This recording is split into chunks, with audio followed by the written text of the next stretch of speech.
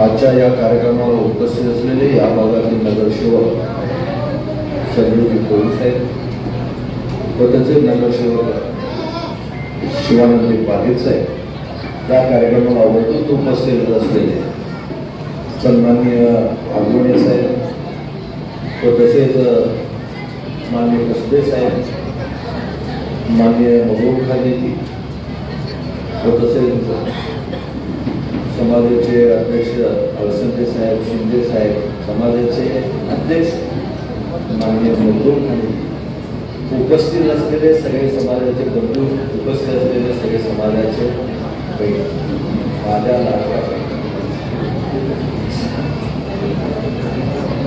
आता आपल्या महाराष्ट्र शासनाने लाडक्या बहिणीला पेन्शन चालू केल्यापासून तेव्हापासून सगळेच लाडक्या बहिणी आणि आजच्या या प्रथमतः संत आढळराव महाराजांच्या चरणी वंदन करतो, तसेच महात्मा बसवेश्वरांच्या चरणी वंदन करून आज या कार्यक्रम प्रत्येक वर्षी आपण इथे घेत असतो. मला असं वाटतं की मी जवळजवळ 10-15-20 वर्ष झालं दरवर्षी मी इथे एखाद्या वेळेस मला असंही आठवत नसेल की मी आमदार व्हायच्या अगोदरपासून इथे येतो. कारण मी आता साहेबांनी सांगितलं की महात्मा बसवेश्वरांनी जे आपल्याला शिकवलं आणि महात्मा बसवेश्वरांनी जे जातीवादी नष्ट करणं किंवा पुरुष स्त्रीमधलं भेदभाव नष्ट करणं, या सगळ्या गोष्टी या देशामध्ये होत असलेल्या जातीवर नसू द्या किंवा पुरुष स्त्रीचं वर्ण असू द्या किंवा अनेक गोष्टी होत्या, या सगळ्याला बघून त्यांनी हुशार लोक त्यांच्या राज्यातील हुशार लोकांची त्याच्यामध्ये नेमणूक केलं आणि संत आढळराव महाराजांच्या एवढं भक्ती त्यांचं होतं की त्यांनी रोज जाता येता संत आढळराव महाराजांना शरण शरणार्थी म्हणून जात.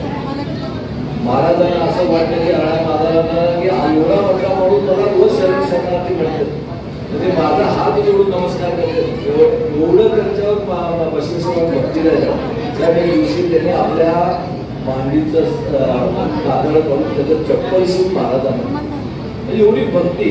आणि महाराजांनी आता साहेबांनी म्हटलं की त्यावेळी जाती विवाह आंतरजाती विवाह होत होते, पण बसवेश्वर महाराजांनी पहिल्याने आंतरजाती विवाह चालू केला त्यावेळी.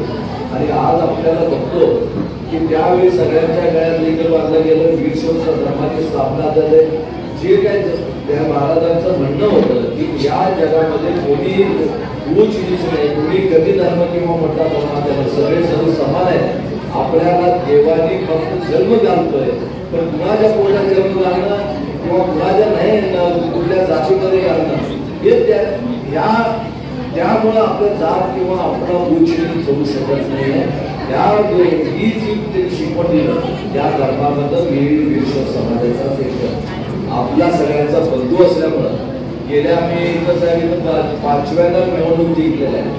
या निवडणूक जिंकलेल्या असताना आपला समाज फार मोठ्या प्रमाणात, समाज या भागातून लहान असलं तरी ते एक मताचे सगळेच कार्यकर्ते माझ्या पाठीमध्ये राहतात आणि मला निवडून देतात.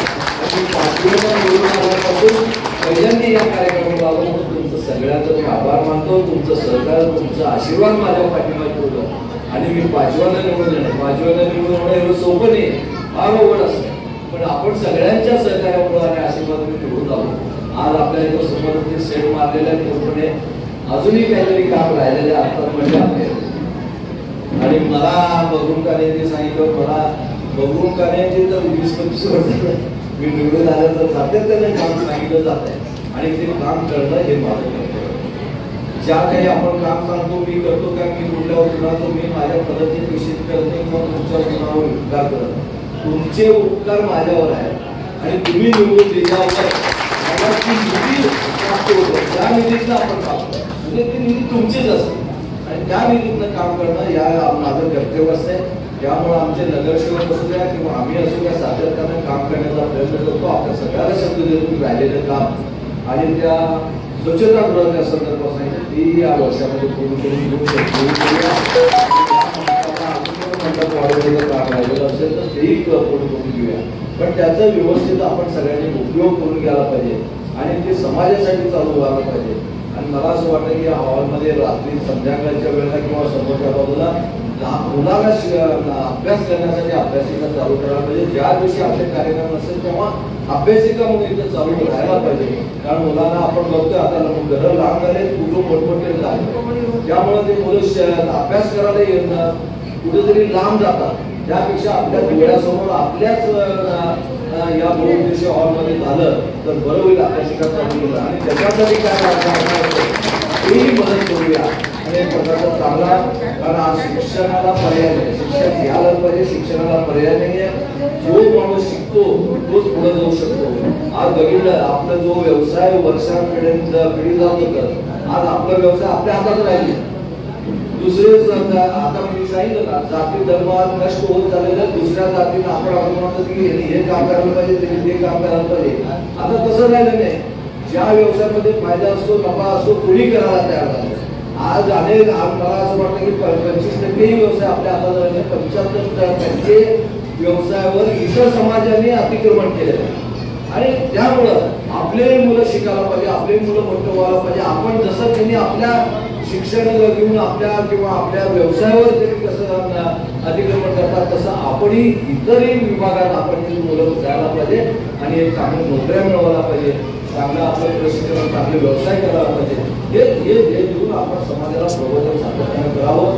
आज इथं सरकारच्या मागातून सेवा महामंडळाच्या वतीने आम्हाला बोलिलं, आमचं मान सन्मान केलं, याबद्दल आपण सगळ्यांचं आम्ही मनपूर्वक आभार मानतो. पुन्हा एकदा आपल्या सगळ्यांना विनंती करतो की जे काही काम असतील आपण सातत्यानं ऑफिसमध्ये घेऊन राहावं, ते सोडविण्याचा सातत्यानं प्रयत्न केलं जाईल. आणि पुन्हा एकदा आपला आभार मानतो. जय हिंद, जय.